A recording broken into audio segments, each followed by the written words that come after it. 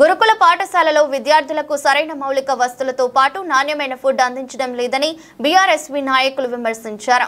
సిద్దిపేట జిల్లా సిద్దిపేట అర్బన్ మండలం మిట్టపల్లి రెసిడెన్షియల్ పాఠశాలను బీఆర్ఎస్వి నాయకులు క్షేత్రస్థాయిలో పరిశీలించారు. అనంతరం మాట్లాడుతూ గత కొంతకాలంగా గురుకుల పాఠశాల పరిస్థితి అధ్వానంగా మారిపోయిందని ఆరోపించారు. ఫుడ్ పాయిజన్ తో గురుకుల విద్యార్థులు ఆందోళన చెందుతున్నారని తెలిపారు. గురుకుల బాట కార్యక్రమం తీసుకొని ఈరోజు సిద్దిపేట జిల్లాలో ఉన్నటువంటి గురుకుల పాఠశాలలు కానీ కేజీవీపీ స్కూల్స్ కానీ మోడల్ స్కూల్స్ కానీ రెసిడెన్స్ హాస్టల్ కానీ పరిశీలించడం జరిగింది. అయితే గతంలో మాదిరిగా ఇప్పుడు ఉన్న సంఘటనలు బాగా గతంలో ఉన్నట్టు ఇప్పుడు లేవని చెప్తున్నారు.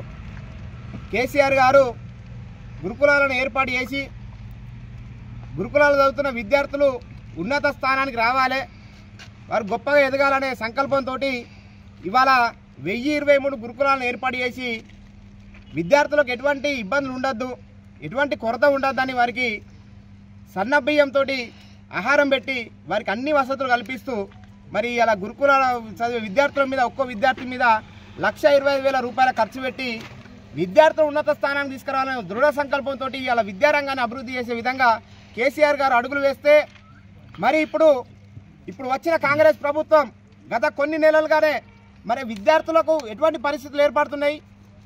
గతంలో ఎన్నడూ లేని విధంగా మరి 48 మంది విద్యార్థులు చనిపోవడం జరిగింది. కొంతమందికి విషాహారం తిని, కొంతమంది అనారోగ్య పరిస్థితుల వల్ల కొంతమంది ఆత్మహత్య కూడా చేసుకున్న సంఘటనలు గురుకులాలు ఏర్పడ్డాయి. మరి ఈ విధంగా ఎందుకు జరుగుతుంది, మరి గురుకులాలు ఏం జరుగుతుందనే విషయం పైన మేము ఈరోజు బీఆర్ఎస్ ఆధ్వర్యంలో అధ్యయనం చేయడానికి వచ్చినాం తప్ప మేము ఎటువంటి ఉద్దేశం లేదు. మరి విద్యార్థుల సమస్యలు చేసుకోవడానికే మా విద్యార్థి నాయకులు ఉన్నారు, మా విద్యార్థి సంఘాలు ఉన్నాయి. ఈరోజు మరి గురుకులాలలో ఉన్నటువంటి వ్యవస్థ ఏ విధంగా ఉందంటే లెక్చరర్లు లేని కొరత ఉన్నది, లెక్చరర్లు లేరు, వారికి కాంట్రాక్ట్ ఉద్యోగాలను పెట్టుకొని జీతాలు ఇచ్చే పరిస్థితి లేదు. ఇప్పటి వరకు పిల్లలకు షూలు కూడా ఇవ్వలేదు, యూనిఫామ్స్ ఇవ్వలేదు, దుప్పట్లు కూడా ఇవ్వలేదు. అంటే చలికాలం వస్తున్నా కూడా దుప్పట్లు ఇంకా ఇవ్వలేని పరిస్థితి. విద్యార్థులలో గురుకుల బడిబాట ప్రోగ్రాన్ని తీసుకోవడం జరిగింది. ఎందుకంటే ఈ గత కొన్ని రోజుల నుంచి చూస్తుంటే గురుకుల పాఠశాలల పరిస్థితి చాలా అధ్వానంగా మారిపోయింది రాష్ట్రంలో. ఎంతోమంది గత కొన్ని రోజుల నుంచే వందలాది మంది విద్యార్థులకు ఫుడ్ పాయిజనింగ్ వల్ల అస్వస్థత గురైపోయారు, కొంతమంది చాలామంది చనిపోయారు. అదే పరిస్థితి ఇంకా చాలామంది విద్యార్థులకు రాకూడదు. ఆ పేరెంట్స్ బాధపడుతున్నారు. గత పాలనలో కేసీఆర్ ఉన్నప్పుడు ఏ విధంగానైతే భరోసా ఉండేనో తల్లిదండ్రులకు, విద్యార్థుల తల్లిదండ్రులకు, ఈరోజు రేవంత్ రెడ్డి గారు రాగానే, కాంగ్రెస్ ప్రభుత్వం రాగానే అసలు గురుకుల విద్యార్థుల తల్లిదండ్రులు పిల్లలు ఇంటికి వెళ్తుంటే ఎందుకు మళ్ళీ ఇంటి బాట పడుతున్నారని విద్యార్థులు తల్లిదండ్రులు చాలా బాధపడుతున్నారు. అప్పుడు ఏ రకంగా అయితే భరోసా ఎక్కువ ఉండేనో ఇప్పుడు బాధ ఎక్కువైపోయింది మన తల్లిదండ్రులకు కానీ విద్యార్థులకు కానీ. ఈ 2 రోజులలో మేము తిరిగిన ఈ పాఠశాలకు వచ్చి చూసినామో అసలు ఘోరం.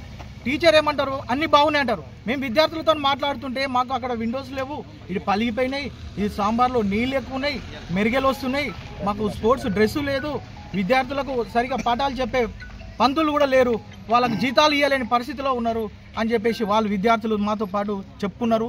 మేము ఒక హెల్ప్ లైన్ నెంబర్ కూడా ఇవ్వడం జరిగింది. ఏదైనా మీరు చెప్పకున్నా కానీ ఇక్కడ మేము నంబర్ ఇచ్చిపోతున్నాం, ఏదైనా ప్రాబ్లమ్స్ ఉంటే ఈ నెంబర్కి మెసేజ్ చేయాలని చెప్పేసి మేము కోరుకున్నాం. కానీ ప్రిన్సిపాల్ మాత్రం మీకు అలౌడ్ లేదు, అన్నీ బాగానే ఉన్నాయని చెప్తుంది. అదే తర్వాత వాళ్ళ విద్యార్థులను కానీ కొంతమంది పేరెంట్స్ని కానీ కలిసినప్పుడు వాళ్ళు చెప్తున్నారు చాలా పరిస్థితి అధ్వానంగా ఉన్నది. ఇక్కడ మనకు స్పోర్ట్స్కి సంబంధించింది వాళ్ళకి డ్రెస్సులు లేవు, షూస్ లేవు. ఫస్ట్ ఇయర్ జాయిన్ అయినప్పటికీ 6 months అవుతుంది, వాళ్ళకి ఇంతవరకు డ్రెస్